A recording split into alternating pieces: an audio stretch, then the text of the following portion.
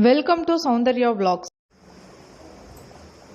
Hi எல்லாருக்கும் வணக்கம். இன்னைக்கு நம்ம என்ன பார்க்க போறோம்னா சிக்கன் வறுவல் எப்படி பண்றதுன்னு தான் பார்க்க போறோம். இது ரொம்ப சிம்பிளா குயிக்கா முடிச்சிடலாம். இப்போ வாங்க எப்படி பண்றதுன்னு பார்க்கலாம். ஃபர்ஸ்ட் சிக்கன் நான் மஞ்சத்தூள் போட்டு நல்லா கழுவி எடுத்து வச்சிட்டேன்.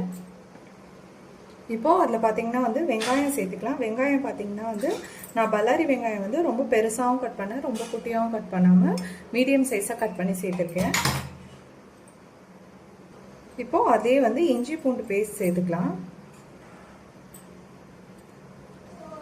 இப்போ அதுலேயே பார்த்தீங்கன்னா தக்காளி சேர்த்துக்கிறேன். தக்காளி பார்த்தீங்கன்னா அதே மாதிரி ரொம்ப பொடுசாகவும் கட் பண்ணாமல் பெருசாகவும் கட் பண்ணாமல் மீடியம் அளவாக கட் பண்ணி சேர்த்துக்கிறேன். இப்போ அதுலேயே கருவேப்பிலை சேர்த்துக்கலாம். அதுலேயே இப்போ கொத்தமல்லி தழை பார்த்தீங்கன்னா நான் இன்னைக்கு காம்போடு கட் பண்ணி சேர்த்துருக்கேன். இப்போ இலை பார்த்தீங்கன்னா லாஸ்ட்டாக முடிஞ்சதுக்கப்புறம் தூவறதுக்கு வச்சுக்கலாம்.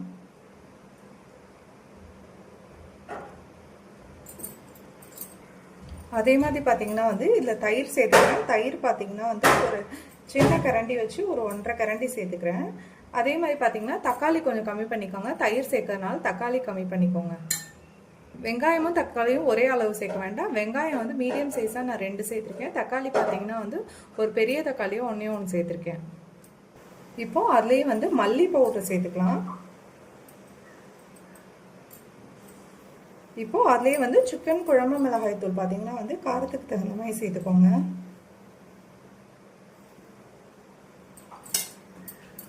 இப்போ அதுலேயே பார்த்தீங்கன்னா ஒரு 1/2 ஸ்பூன் ரெட் சில்லி பவுடர் சேர்த்துக்கிறேன். இப்போ பார்த்தீங்கன்னா அதுலேயும் ஒரு சின்ன ஸ்பூன் வச்சு 1 ஸ்பூன் பெப்பர் பவுடர் சேர்த்துக்கிறேன். இப்போ பார்த்தீங்கன்னா இது எல்லாத்தையும் நல்லா பிசைஞ்சு விட்டுடலாம்.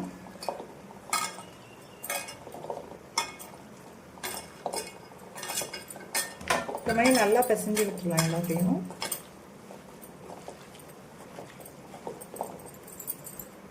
இப்போ பார்த்தீங்கன்னா இதுலேயே வறுவலுக்கு தேவையான அளவு உப்பு சேர்த்துக்கலாம்.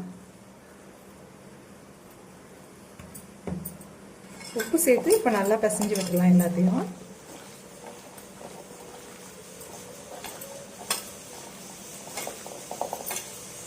இப்போ இதுலேயே பார்த்தீங்கன்னா தண்ணியை கொஞ்சோண்டு தெளித்து மட்டும் விடுங்க. சப்போஸ் உங்களுக்கு தெளிக்க இதாகலை அப்படின்னா சும்மா 1/4 டம்ளர் 1/4 டம்ளருக்குன்னா கொஞ்சோண்டு மட்டும் தண்ணி விடுங்க. இப்போது ஸ்டவ் ஆன் பண்ணிக்கலாம். ஸ்டவ் ஆன் பண்ணிட்டு நம்ம பிசைஞ்சு வச்சோம்னா அந்த பாத்திரத்தை எடுத்து வச்சுக்கலாம்.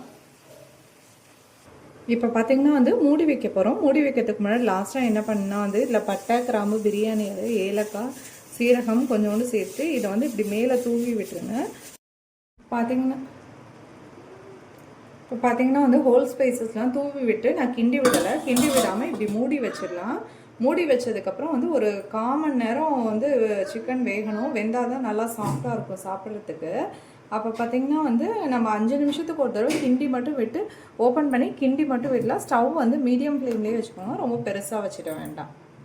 நான் தண்ணி எதுக்காக கொஞ்சமாக விட்டேன்னா சிக்கன்லேருந்து தண்ணி விடும், அதனால.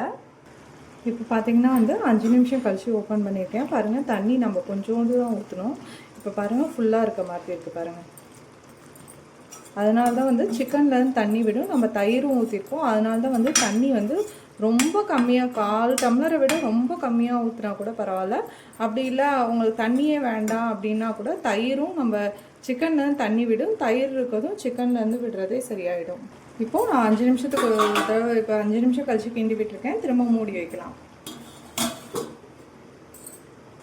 இப்போ பார்த்தீங்கன்னா அடுத்த 5 நிமிஷத்துக்கு அப்புறம் திறந்தேன். பாருங்கள், தண்ணி ஓரளவு நல்லா வத்திடுச்சு. இன்னும் ஒரு லாஸ்ட் 5 மினிட்ஸ் மட்டும் ஓப்பன் பண்ணியே வச்சு இது பண்ணலாம். இப்போ பார்த்தீங்கன்னா தண்ணி எல்லாமே நல்லா வற்றி நல்லா ட்ரை ஆகிடுச்சு பாருங்கள். வறுவல் இப்போ சூப்பராக ரெடி ஆகிடுச்சு பாருங்கள்.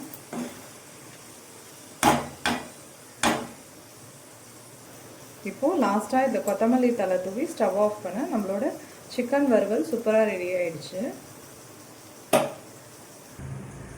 இப்போ பார்த்திங்கன்னா நம்ம சிக்கன் வறுவல் சூப்பராக ரெடி ஆகிடுச்சு பாருங்கள்.